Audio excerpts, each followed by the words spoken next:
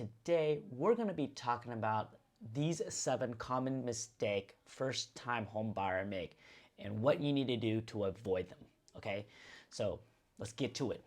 Okay guys, so the first mistake that a lot of first-time home buyer make is they do not budget correctly. So the reason why this is important is because a lot of home buyers, they underestimate the costs associated with buying a home. There's a lot of costs like closing costs, down payment, taxes, insurance, and fees. They do not know the overall cost of what it costs to buy a house. So they need to budget their monthly expense properly. Okay, they also need to figure out like creating a realistic budget in terms of how much they can afford in terms of monthly payment and stick to that budget. So a lot of times we have people going over the budget and they get stretched, and what they do is they buy more than they can afford. The second mistake that people make when buying a home, being a first-time home buyer, is not getting a pre-approval for a mortgage. Okay, so guys, the reason why this is important is because one, it shows that you are ready to buy, right? A lot of real estate agents, they don't like working with clients that are not pre-approved because it's just wasted their time and it wastes your time, right? So guys, make sure to get a pre-approval. It doesn't require that much work. Also, a pre-approval is very important because if you see a house that you like and if you don't have it, then how are you supposed to make an offer on it? So it wouldn't make sense to see a house without getting a pre-approval. It's kind of like shopping. It's like window shopping, right? You don't have money to buy a Louis Vuitton belt. Therefore, you go to the Louis Vuitton store, you just look at it. So it's just a complete waste of time. Unless you just want to look at it, that's totally fine. But if you're serious about buying, you got to get a pre-approval. That's important, okay? Also, getting a pre-approval will give you an idea of like your purchasing power, like how much you can afford. It gives you an idea of like your price range. So you don't go on and see like these very expensive home and then later on find out that you're only approved for like, $200,000, $300,000 and the house is not up to your standard. Okay guys, so the third thing is that they focus too much on like the aesthetic of the house instead of it being practical. Like for example, a lot of times first-time home buyer, they get caught up in terms of like all this final small details, right? Like the backyard is not completed, right? They don't focus on the most important thing, which is the layout and the location. Okay, they focus more solely on like all the upgraded features. They focus on just the minor things like, oh, is this bathroom upgraded or not? Oh, the kitchen is not upgraded. This house has a pool, right? This house doesn't have a pool. We want a house with a pool, right?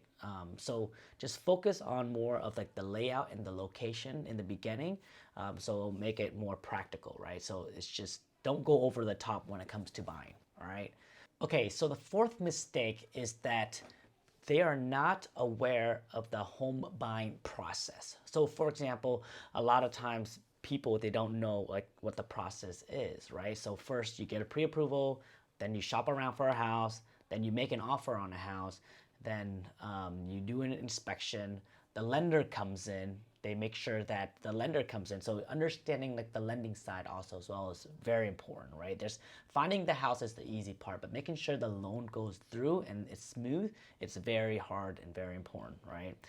So for example, the lender comes in, they call an appraiser company and the appraiser comes in and they appraise the property. Well, what happened if the what happened if the appraiser appraised under the value of the house, right? What happened then? Well, what happened if the government, right, calls up because you have a government loan, like a VA or an FHA, they call in and they ask you to fix certain things, right? Like for example, what happened if they required a pest report for them to do the loan? And then the pest report guy says like, hey, you need to fix the garage, you need to fix the dry rot, you need to fix all this stuff before you move in. right?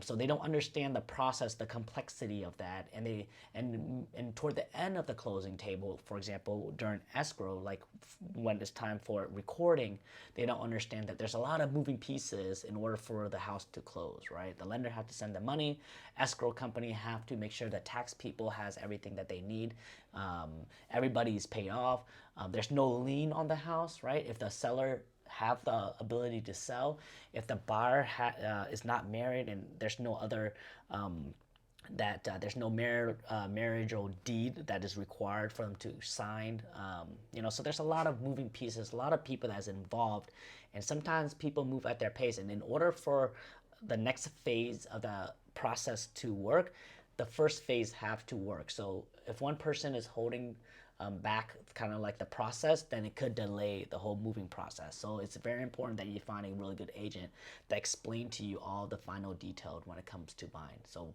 tip number 4 is understanding the whole buying process.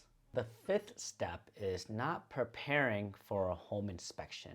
Okay, so it's very important that you guys have a home inspector to inspect your home. Okay, depending if you're buying a new home or a used home, having a home inspector is very important, right?